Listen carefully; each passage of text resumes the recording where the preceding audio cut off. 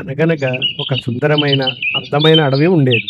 ఈ అడవిలో పచ్చని చెట్లు, రంగుల పూలు, గానాలు పాడుతున్న చిట్టి పిట్టలు, ఆనందంతో ఉన్న జంతువులు ఉండేవి. అందమైన ప్రకృతిలో అందరూ కలిసి సంతోషంగా నివసించేవి. ఆ అడవికి పెద్ద సింహరాజు ఉండేవాడు. చిన్న ముంగీసలు, చీమలు కలిసి పనిచేస్తూ పొదల్లో చెక్కలు తెచ్చుకుంటూ తాము నివసించే గూడు కట్టుకుంటున్నాయి. ఒకదానికి వేలు గాయమైతే మిగతాయి సహాయం చేశాయి. సహాయం చేయడం వల్లే అంత బలంగా ఉంటాయి. ఇదంతా దూరం నుండి చూస్తున్న సింహరాజు ఎంతో ఆశ్చర్యపోయాడు. కోతులు చెట్ల మీద ఆటలాడుతూ, యాపిల్ పండ్లు తింటూ, ఒకదాని వెంట ఒకటి వెంబడిస్తూ నవ్వుతూ ఉండేవి. వాటి సంతోషం అడవిని మరింత జీవంతో నింపింది. కోతుల ఆటలను చూసిన సింహరాజు నవ్వుతూ ఆనందపడింది. సింహరాజు నీటి కోసం మడుగు దగ్గరికి వచ్చి నిదానంగా నీటిని తాగుతోంది. పక్కన పచ్చటి ఆకులు ఆడుతున్నాయి. అది చుట్టూ గర్జించింది. ఎవరికీ హాని చేయదు. ఒక పిచ్చి మనిషి అడవిలోకి వచ్చాడు. చేతిలో మ్యాచ్ బాక్స్, ఇంకొక చేతిలో గొడ్డలి. చెట్ల కోసం మంట పెడుతున్నాడు. అతనికి ప్రకృతిపై ప్రేమ లేదు కాబట్టి చెట్లు కోశాడు. ఇది చాలా ప్రమాదం. ఆ చిన్న మంట కాస్త కాస్త పెద్ద మంటగా మారింది. చెట్ల మధ్య పొగ నెమ్మదిగా వ్యాపించసాగింది. మన సింహరాజుకి ప్రమాదం కనిపించి ఇది మన అడవికి మంచిది కాదని అనుకుంది. అడవి అంతా మంటలు మొదలవ్వగానే ఆ మంటలకు భయపడిన జంతువులు భయాందోళనగా పారిపోతూ తమ ప్రాణాలను కాపాడుకోవాలనుకున్నారు. పిల్లకోతులు, చిరుతలు, జింకలు, నక్కలు పరుగులు తీస్తున్నాయి. మన సింహరాజు వారిని చూసి రక్షించేందుకు గర్జిస్తోంది. ఆకాశంలో పిట్టలు అరుస్తూ తికమకపడుతూ ఎక్కడికక్కడికి ఎగురుతున్నాయి. కొన్ని గూళ్ళు మంటల్లో కాలిపోతున్నాయి. పక్షుల బాధ వాటి కళ్ళల్లో కనబడుతుంది. మన సింహరాజు ఒక పెద్ద రాయి మీద కూర్చుని అక్కడ మంటలను చూస్తోంది. ఇది మన తప్పేనా అనే భావనతో దుఃఖిస్తూ మౌనంగా వాపోయింది. అడవి జంతువులన్నీ ఒక పెద్ద చెట్టు కింద గుంపుగా చేరి ఇది ఎలా ఆపాలో అని చర్చించాయి.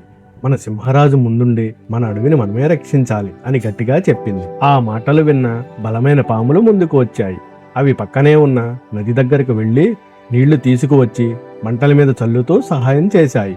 మంటలు ఆర్పే ప్రయత్నం చేశాయి. పెద్ద పెద్ద ఏనుగులు తమ తొండాలతో నీళ్లను మంటలపై చల్లుతూ మన అడవిని మేమే కాపాడుతాం అని చెప్పాయి.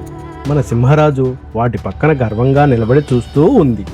అడవి అధికారులు జీపుల్లో వచ్చి అడవి పరిస్థితిని అర్థం చేసుకుని ఇది ప్రమాదకరం, మేము సహాయం చేస్తామని చెప్పి నీటితో మంటలు ఆర్పడం ప్రారంభించారు. మన సింహరాజు దూరంగా వారిని చూస్తూ ఆశగా ఉంది. ఆకాశంలో నుంచి పెద్ద హెలికాప్టర్ ఒకటి వచ్చింది. అది అడవి మీద నీళ్లు చల్లుతూ మంటలను ఆర్పుతోంది. పెద్ద ట్యాంకర్లతో నీళ్లు పోసి మంటలను కొంతమేర ఆపగలిగారు. అందరూ ఊపిరి పీల్చుకున్నారు. చివరి మంట కూడా ఆరిపోయింది. మన సింహరాజు ఆనందంగా గర్జించి మనం విజయం సాధించాం, అడవి ఆగిపోయిన ఊపిరిని పీల్చుకున్నట్లయింది. చాలా చెట్లు కాలిపోయాయి. పిట్టలు ఇల్లు కోల్పోయాయి. ఎక్కడ చూసినా నలిపే. జంతువుల ముఖాలు దిగాలుతో ఉన్నాయి. మన సింహరాజు నెమ్మదిగా నడుస్తూ ఆ విధ్వంసాన్ని చూస్తూ బాధపడుతోంది. ఒక చిన్న ఆకుపచ్చ మొక్క నల్ల మట్టిలోంచి చిగురిస్తోంది. సింహరాజు దాని పక్కన కూర్చుని ఆశగా చూస్తోంది. ఇది మన భవిష్యత్తు అని అంది. ఒకరోజు పక్క గ్రామం నుండి స్కూల్ పిల్లలు వచ్చి చెట్లు నాటడం ప్రారంభించారు. వారి ముఖంలో చిరునవ్వు, నవ్వుల్లోనే ప్రకృతి బతికే ఆశ ఉంది అని సింహరాజు అనుకుంది. కొద్ది రోజుల తర్వాత పచ్చని ఆకులు తిరిగి వచ్చాయి. అడవి మళ్ళీ పచ్చగా పెరిగింది. జంతువులు తిరిగి వచ్చాయి. మన సింహరాజు అందరిలో ముందుగా నడుస్తూ సంతోషంగా ఉంది. అడవి నవ్వింది. సూర్యుడు ఉదయిస్తుండగా అడవి మెరిసిపోతుంది. మన సింహరాజు కొండపై నిలబడి ప్రకృతిని కాపాడండి అనే సందేశాన్ని చూస్తోంది. దాన్ని రక్షించడం మన బాధ్యత. ప్రకృతిని ప్రేమించండి, అడవిని కాపాడండి. మన భవిష్యత్తు మన చేతుల్లోనే ఉంది. Please like, subscribe my channel.